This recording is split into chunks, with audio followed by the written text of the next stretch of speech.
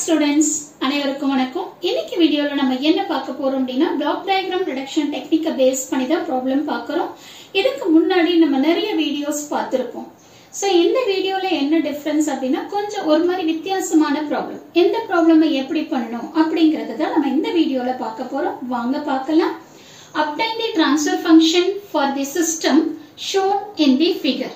So இதுதான் கொடுத்திருக்கிற block diagram. So இந்த block diagramல பாருங்க summing point இருக்கு.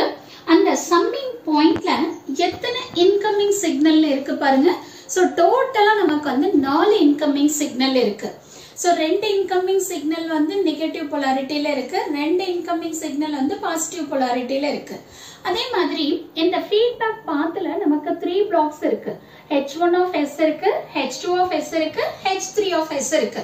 இப்போ இந்த மூணு பிளாக்கும் நமக்கு எப்படி இருக்கு அப்படினு சொன்னீங்கன்னா parallel-ஆ இருக்கு. ஓகேவா?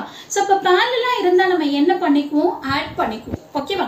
பட் ஆனா இங்க நம்ம கொஞ்சம் லைட் மாடிஃபிகேஷன் பண்ண போறோம். என்ன அப்படினா சோ ஃபர்ஸ்ட் நீங்க என்ன பண்ணுங்க அப்படினு சொன்னீங்கன்னா இந்த கொடுத்திருக்கிற ஃபர்ஸ்ட் பிளாக் அப்படியே போட்டுக்கோங்க. சோ G1 of S வந்து எந்த சேஞ்சஸும் பண்ணாம அப்படியே போட்டுக்கோங்க.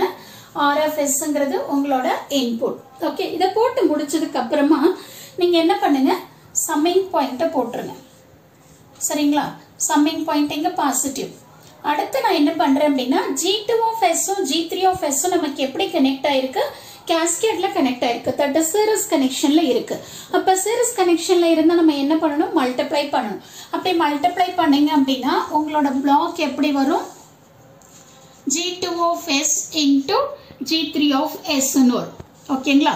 சோ இது வந்து C of S.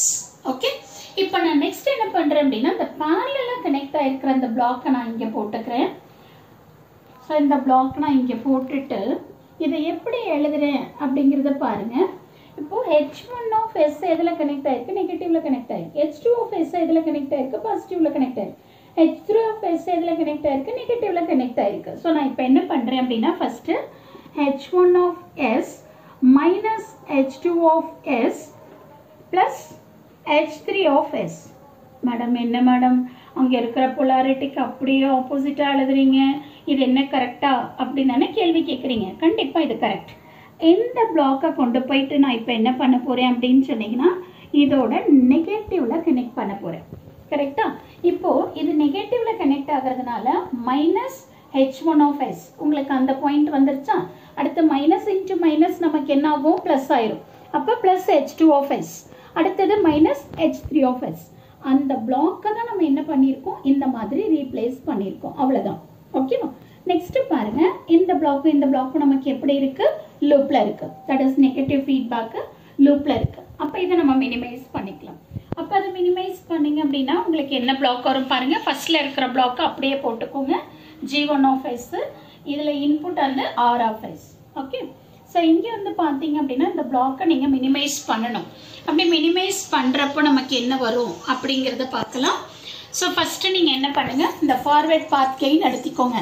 G2 of S into G3 of S divided by feedbackல நமக்கு என்ன இருக்கு அப்படின்னா இந்த டேர்ம் இருக்கு. இது நெகட்டிவ் ஃபீட்பேக். சோ அதனால நம்ம என்ன எழுதணும்? 1 plus H1 of S, இங்க என்ன polarity இருக்கோ அதுக்கு ஆப்போசிட்டா இங்க வரும். H1 of S minus H2 of S plus H3 of S. ஓகேங்களா? சோ இதுதான் வந்து இந்த பிளாக்ல வர வேண்டிய ஆன்சர். ஓகேங்களா? அப்ப இந்த பிளாக், இந்த ஃபுல் பிளாக்கையும் நம்ம மினிமைஸ் பண்ணோம் அப்படின்னு சொன்னா நமக்கு இந்த ஆன்சர் வந்துடும். சோ அதை கொண்டு வந்து நம்ம என்ன பண்றோம்? இங்க எழுதிரும். G2 of S into G3 of S divided by 1 plus H1 of S minus H2 of S plus H3 of S ன்னு எழுதிட்டோம். சோ இங்க நமக்கு என்ன இருக்கு? C of S ன்னு இருக்கு. கரெக்ட்டுங்களா? இப்போ இந்த ரெண்டு பிளாக் நமக்கு எப்படி கனெக்ட் ஆயிருக்கு பாருங்க. கேஸ்கேட் கனெக்ஷன்ல இருக்கு. அப்ப கேஸ்கேட் அப்படின்னா நம்ம என்ன பண்ணணும்? மல்டிப்ளை பண்ணணும். அப்போ டைரக்டா நம்ம என்ன பண்ணிக்கலாம்? C of S divided by R of S. C of S divided by R of S ங்கிறது என்ன? Transfer function. அப்ப this is equal to G1 of S into G2 of S into G3 of S divided by 1 plus H1 of S minus H2 of S plus H3 of S.